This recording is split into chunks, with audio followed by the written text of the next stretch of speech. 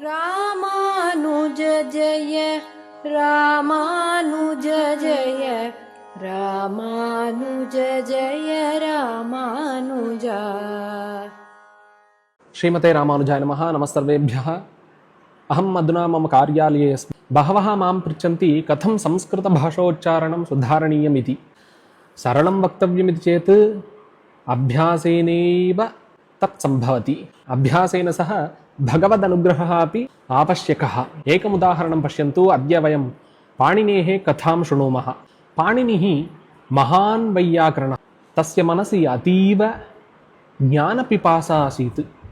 सः अनुग्रहार्थं घोरं तपः अकरोत्। तस्य भक्त्या प्रसन्नः स्वस्य डमरुं 14 आवादयत्।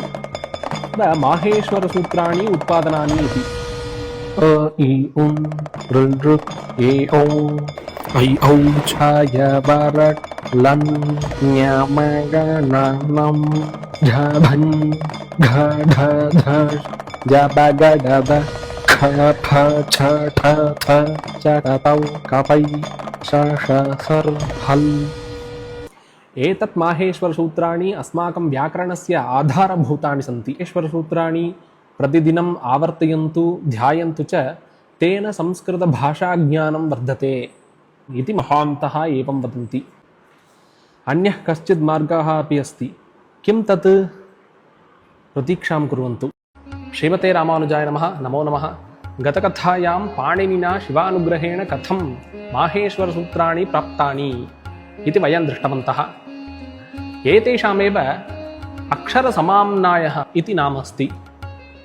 एतानि सूत्राणि आधृत्येव पाणिनिः प्रायः 400 संख्यैः सूत्रैः युक्तम् अष्टाध्यायी इति नाम्ना प्रसिद्धं श्रेष्ठं व्याकरणग्रन्थं रचितवान्।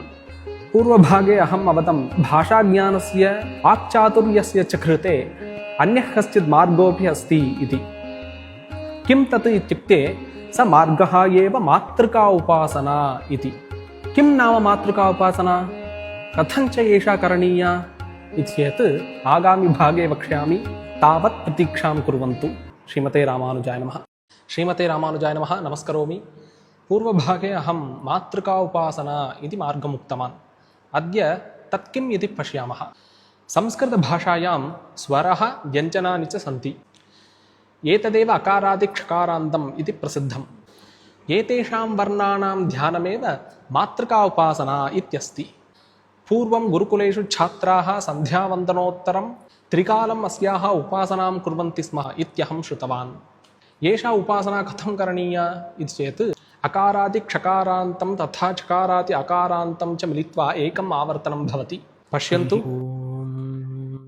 अम् आम् इम् ईम् उम् ऊम् ऋम् ऋम् लृम् एम् ऐम् ओम् औम् कं खं गं घं ngं चं छं जं झं ञं टं ठं डं ढं नं तं थं दं धं नं पं फं बं भं मं यं रं लं बं शं शं सं हं क्षं क्षं हं सं शं शं बं लं रं यं मं भं बं फं पं नं धं दं थं तं नं ढं डं ठं टं ञं झं जं छं चं ngं घं गं खं कं औं ओं ऐं एं लृं ऋं ऋं ऊं उं ईं इं औं अं।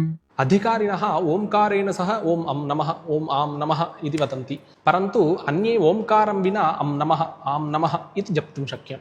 अस्तु, एतस्याः उपासनायाः के फलांशाः सन्ति वक्ष्यामि। प्रतीक्षां कुर्वन्तु। नमस्कारः। श्रीमते रामानुजाय नमः। नमस्सर्वेभ्यः। पूर्वभागे वयं मातृका उपासनाविषये दृष्टवन्तः। अद्य तस्याः फलानि पश्यामः।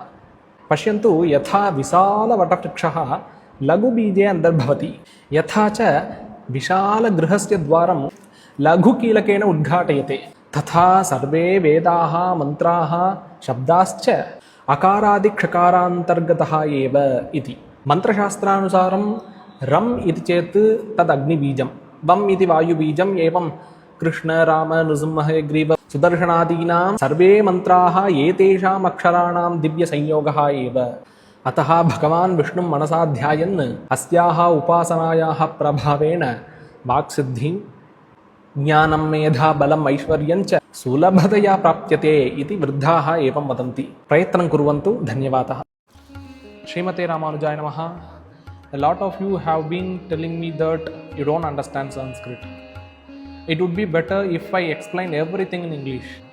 But what I like to tell you is, if you skip Sanskrit because you don't understand it yet, you will never learn the practice. The secret is simply listening. The more you hear the sound and vibration, the more your mind starts to connect with the language. And slowly you will find yourself speaking it fluently too. Let me share you an example. Many people from our village move to North India. They don't go there after learning Hindi from a book, or they don't complete a course in Hindi Prachar Sabha and all. They just go, they listen to the people around them every day.